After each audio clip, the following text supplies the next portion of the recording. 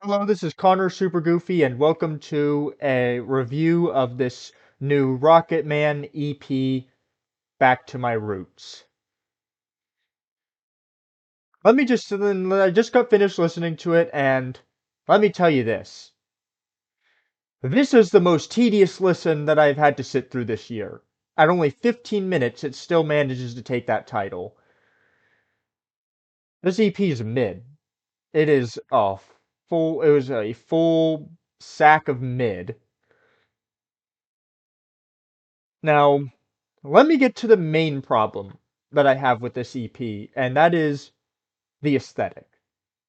The aesthetic kills the whole thing before it can even get started because it's let me give you a background on Rocket Man as he's a soap record artist who has made at least a few decent tracks in his back catalog. I his song Soul Searching charted on Connor's Hot List, made it to, I think it was like number 18 over winter break. And so, yeah, I do appreciate at least some of his work, but in 2025, he returned with a new acoustic makeover. And the word acoustic, that's where the whole problem comes in because,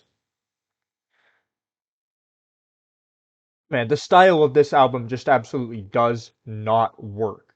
It does not work. I wish it worked, but it just doesn't. And I listened to his first single from this EP, 17 Voicemails, I thought was very unexciting and unadventurous, but at least he comes across with some emotion in his vocals. So at least I can give him a pass for that.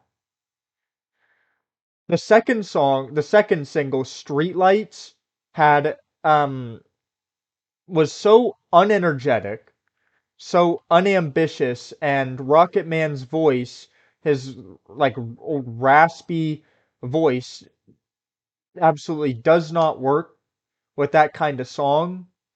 It doesn't, and the song is supposed to take me back in time. It's supposed to be nostalgic, but I don't feel any nostalgia when listening to it. Um, of course, that song, I left a criticism on the Soap Records YouTube page where that song um was posted, and Rocket Man decided to drop this big bomb on me. So, Connor, as a fellow artist, I recommend you release a few solid tracks before you start reviewing others' music so they respect your opinion.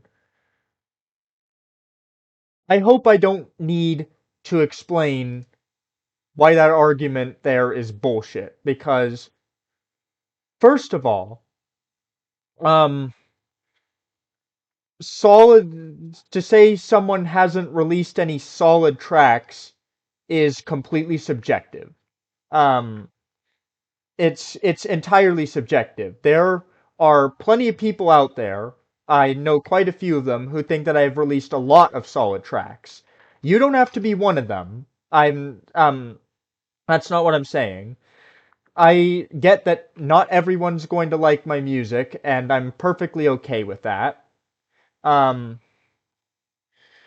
so like that's the first problem with the argument. The second problem with the argument is that the fact that I haven't released any quote solid tracks does not discredit my opinion at all. Since when did that matter? All right? Since when did that matter? Has Fantano released any solid tracks? I don't think so. Has Todd in the Shadows released any solid tracks? No. Are they both are they both very successful reviewers with well-respected opinions on music?